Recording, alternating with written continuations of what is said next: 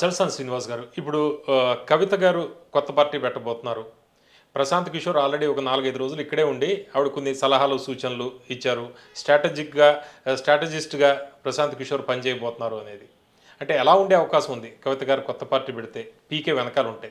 కవిత గారికి కానీ వాళ్ళందరికండి వాళ్ళ నాన్నగారి దగ్గర నుంచి కొన్ని పోరాట లక్షణాలు వచ్చినాయి. వాక్ వచ్చింది. ఎంత చక్కగా మాట్లాడతారండి. ఆరేటివ్ స్కిల్స్లో కేటీ రామారావు గారు, హరీష్ రావు గారు అయితే చెప్పక్కర్లేదండి. ఇది గాడ్ గిఫ్ట్ అని కానీ బై వర్చ్యూ వచ్చింది. ఆవిడకి అడ్వాంటేజ్ ఉంది. పోరాట స్ఫూర్తి కూడా ఉంది. Though I differ with her. చర్చిలో ఒకసారి కూర్చున్నప్పుడు లేకపోతే మీద చోట్ల డిఫర్ మా వేరేగా ఉంటుంది. అహంకార ధోరణి ఉంటుంది, అది వ్యతిరేకిద్దాం, పక్కన పెడదాం. కానీ ఇవాళ ఆ పార్టీ ఇప్పుడు సరే కాంగ్రెస్ రేవంత్ రెడ్డి గారు ఆశీస్సులతో వచ్చిందా అని మిగతా వాళ్ళు ఎవరైనా విమర్శలు చేసుకునేవాడు. కానీ ఆవిడ 239 ఎగ్నెస్ట్గా ఉత్తర భారతీయ జనతా పార్టీ మీద నిలబడ్డారు. చూశారు కదా. రేవంత్ రెడ్డి గారి కంటే గట్టిగా మాట్లాడుతున్నారు. ఉత్తర భారతీయ జనతా పార్టీ కలిస్తే నేను ఒప్పుకోను అంటున్నారు.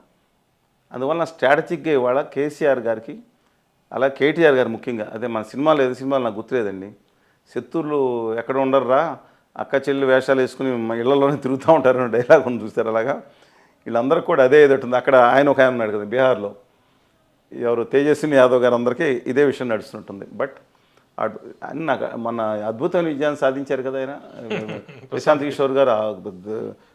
బీహార్లో సాధించే విషయానికి దేశమే తలకిందులైపోయింది. అంతర్జాతీయంగా చైనా నుంచి ఎలా స్ట్రాటజీ చేశారు పుతిన్ గారు, ట్రంప్ గారు కూడా ఆయన అడుగుతున్నారంట. ఆల దేశాల్లో మరోసారి విజయాలు కూడా ఉన్నాయి కదా. నేను ఒకటి చెప్తున్నాను, మొట్టమొదటిసారి బీజేపీకి అండ్ టీమ్ ఇంక్లూడింగ్ ఋషి గారు, ఇప్పుడు తెలుగుదేశం చేసే ప్యాక్ అంతా కలిపి 3 ప్యాక్ల కింద విభజించబడింది. వాళ్ళందరూ కలిసి చేశారు. నెక్స్ట్ ఆయన చేసింది ఏ ఎలక్షన్ అండి? కాంగ్రెస్ పార్టీకి ఉత్తరప్రదేశ్లో సపోర్ట్ చేశారు. అడ్రస్లు ఎక్కడ పోయింది కదా. స్టాలిన్కి చేశాడు, జగన్కి చేశాడు. జగన్ ముందు జగన్ గారు మమతాబాయ్ ఏమంటే కోడి కత్తి కాపీ, ఆవిడ కాలు ఇరిగిపోయిన తర్వాత కూడా కాలు ఒప్పుకుంటే టక్కటక ఆ ఎలక్షన్ అవగానే నడిచికెళ్ళిపోతారు. ఈ టెక్నాలజీ అంతా క్రూడ్ టెక్నాలజీ. క్రూడ్ అంటే అందరికీ తెలిసిపోయింది. ఇక ఆయన కూడా ఖాళీగా ఉన్నారు, ఎవరో తీసుకోవట్లేదు. ఎందుకంటే చంద్రబాబు నాయుడు గారు తీసుకోవట్లేదు, జగన్మోహన్ రెడ్డి గారు తీసుకున్నారు. స్ట్రాటజీస్ ఇవన్నీ ముందరకు వెళితే బీఆర్ఎస్ నుంచి కావచ్చు, లేకపోతే ఇతర పార్టీల నుంచి ఆ పార్టీలోకి వచ్చే అవకాశం ఉందా? షర్మిల గారి పార్టీ కూడా చూశారు కదా ఎంత అద్భుతంగా విజయం సాధించిందో. దాంతోనే వైఎస్ఆర్ తెలంగాణ పార్టీ మాజీ అధ్యక్షురాలు ఆవిడ పక్క రాష్ట్రంతో నా సంబంధం లేని సింహనాదం చేశారు ఆవిడ. ఇప్పుడు కూడా అదే ఐడియా వచ్చారు. డెఫినెట్గా కవిత గారికి అంత రాపోయినా ఒక్కటండి, కవిత గారికి అరెస్ట్ చేసినప్పుడు అంత సింపతి రాలేదు. ఎందుకంటారు? మీరు ఆలోచన పనులు ఆలోచించాలి పాపం. కానీ ఒక తెలుగు మహిళగా మ్యారిట్ మేబీ ఒక తెలుగు బిడ్డగా ఆవిడ అరెస్ట్ చేసిన లిక్కర్ స్కామ్లో వాళ్ళు ఎవరు లేరండి.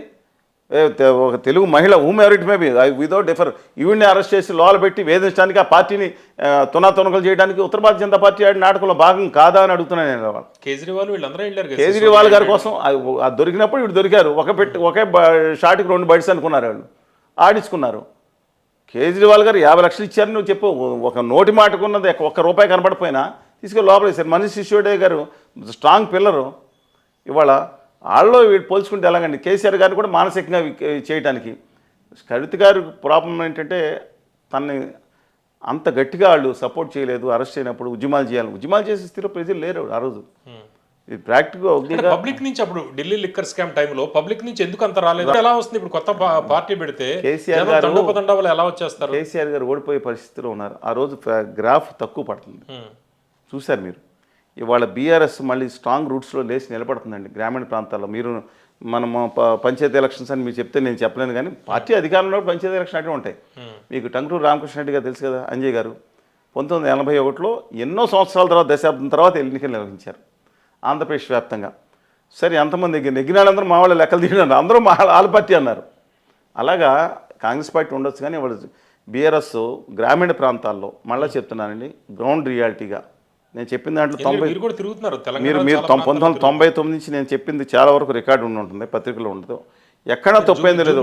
జూబ్లీస్ కాదండి, మిగతాది ఏదన్నా మిగతా ఎలక్షన్ అంటే నా ఆకాంక్ష. మోడీ గారు ఆదాని పార్టీ ఓడిపోవాలనేది, ఆంధ్రప్రదేశ్ న్యాయం జరగాలంటే హోదా వచ్చిందని నా ఆకాంక్ష. కానీ విశ్లేషణగా మీరు అడిగినట్టు మాత్రం ఎవరు నెగ్గుతారో చెప్తాను. బీజేపీ అధికారంలోకి వచ్చే అవకాశం ఉందని చెప్పి అలాగే ఇవాళ కూడా చెప్తున్నానండి. ఇవాళ బెంగాల్లో కూడా బీజేపీ లాస్ట్ టైము కష్టం. ఇప్పుడు మళ్ళీ బీజేపీ ఇదే వరవడు కొనసాగితే అధికారంలోకి వచ్చే అవకాశం ఉంది. సరే, coming back to the point, ఈ తెలంగాణలో ఏంటి గ్రామాల్లో ఎట్లా ఉంది? గ్రామాల పరిస్థితి బీఆర్ఎస్కి అనుకూలంగా మారుతుందండి. BJP is not in roads. వాళ్ళ మనం పంచాయతీ ఎలక్షన్స్ కూడా చూసాం, దట్స్ డిఫరెంట్ ఇష్యూ. ఎక్సెప్ట్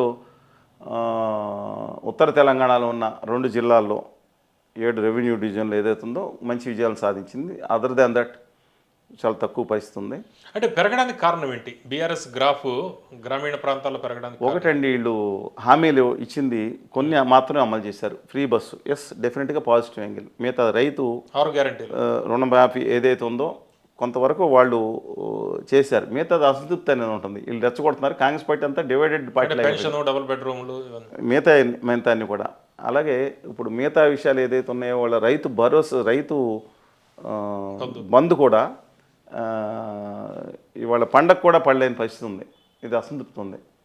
ఇది కాకుండా ముఖ్యంగా అండి, మీరు ఆదిలాబాద్ జిల్లా ఇచ్చోడకి వెళ్ళండి, లేకపోతే నిర్మల్కి వెళ్ళండి, మంచిర్యాల నుంచి, మహబూబ్నగర్ జిల్లాలోని ఒక నారాయణ పేట మండలం నుంచి ములుగు దగ్గరికి వెళ్ళండి, నల్గొండ దగ్గరికి వెళ్ళండి.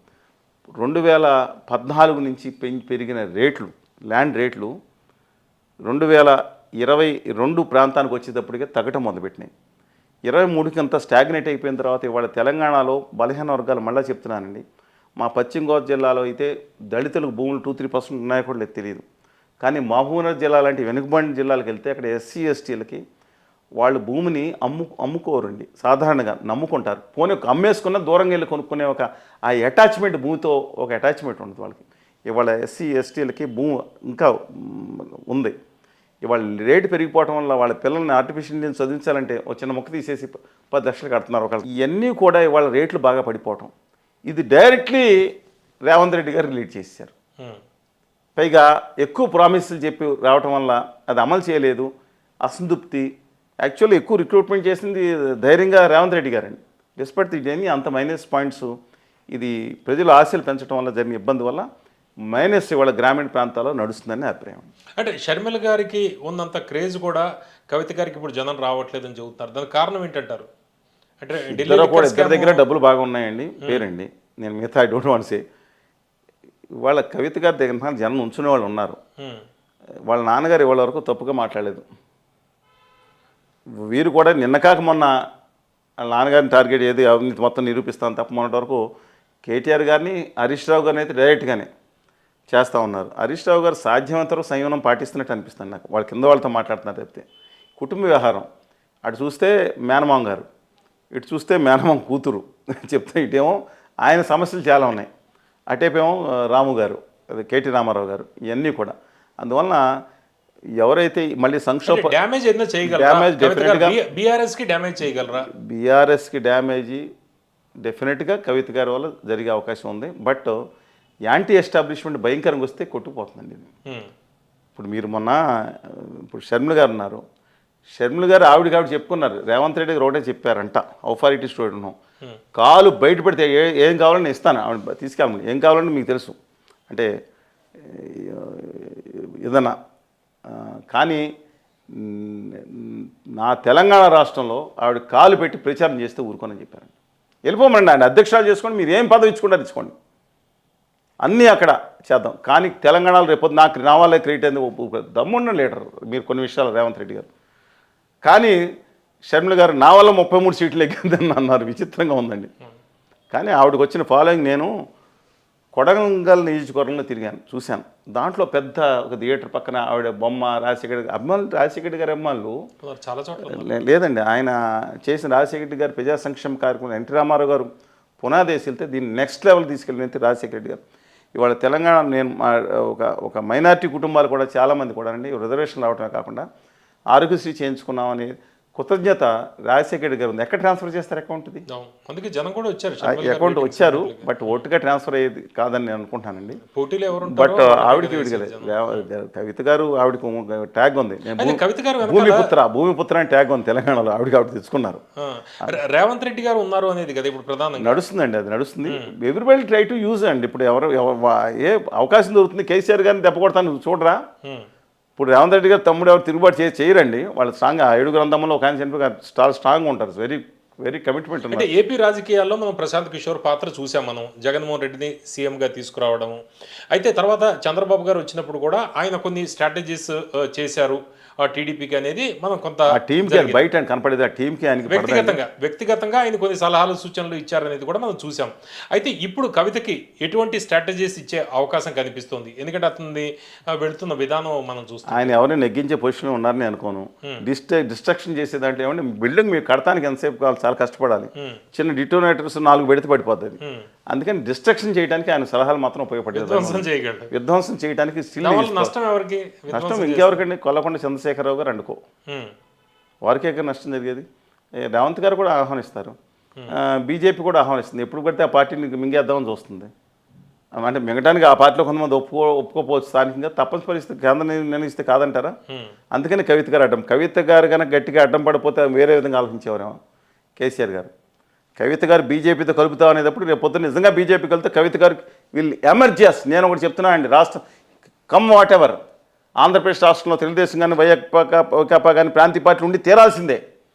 ఆ రాష్ట్ర అభివృద్ధి కోసం ఉండి తీరాల్సిందే రెండు పార్టీలు. తెలంగాణలో కూడా టీఆర్ఎస్ వాట్ ఇట్ మేబీ ఒక శాంతి అస్తిత్వం కోసం, అదే టీఆర్ఎస్ అవచ్చు ఇంకోటి వచ్చు. దో ఐ హ్యావింగ్ డిఫరెన్సెస్, ఎందుకంటే ఆయన మాట్లాడిన దుర్మార్గమైన మాటల మీద ఉన్నా సరే ఆ పార్టీ ఉండాలి. ఒకవేళ ఆ పార్టీ తీసుకెళ్లి బీజేపీలో అంతర్ధానం అయితే కవిత గారి పార్టీ ఆల్టర్నేటివ్ అయినా మీరు ఆశ్చర్యపోవచ్చు. అయితే మీరు చలసన్ గారి మీద ఇందాక మాట్లాడుతూ బీఆర్ఎస్కి డిటోనేటర్లు పెట్టగలరు పీకే.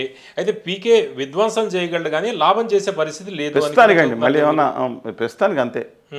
ఆయన ఇప్పుడు అన్నీ తెలిసిపోయినాయి కదండి. ఇప్పుడు కోడి కత్తి జరిగినా లేకపోతే ఇంకోటి జరిగినా, కాలు జరిగినా, వెళ్ళినా, ఇంకేమన్నా ప్రయత్నాలు చేసినా, దాడి చేసే ప్రయత్నాలు చేసి పైకి తీసి అది కూడా జరగవచ్చు. దీని వెనకాల రేవంత్ రెడ్డి నేను మాట్లాడలేనండి, అది ఊహాజనితమైంది. లాభం ప్రజలకి రేవంత్ రెడ్డి గారు ఆనందిస్తారు, ఈయన రామచంద్రరావు గారు కూడా ఆనందిస్తారు. మంచిదే కదా, మన కాగల కార్యం గంధర్వులు తెచ్చినట్టు కాగల కార్యం కవిత గారు తెచ్చారు కదా. రేవంత్ రెడ్డి కళ్ళల్లో ఆనందం. రేవంత్ రెడ్డి గారు ఆనందపడతారా, రామచంద్రరావు గారు ఆనందపడతారా? ఆ కేసీఆర్ గారిని చూస్తే చెప్తున్నానండి, ఇప్పుడు తోటి అన్నదమ్ముల మధ్యన ఆయన విభజన చేసుకురావటం, ఆయన రాష్ట్రం హక్కులు సాధించడం తప్పు కాదు. ప్రాంతీయ అస్తిత్వం గురించి మాట్లాడటం, ఆ యాస గురించి మాట్లాడటం కూడా తప్పు కాదు. కానీ తోటి కోస్తా రాయలసీమ ప్రజల్ని దుర్మార్గంగా బూతులతో కూడా తిట్టి ఒకే పచ్చని కాపురంలో, సరే ఆయన వేరు, ఆయన ఇప్పుడు ఆ దోషాలను మాత్రం నేను భరించలేనండి.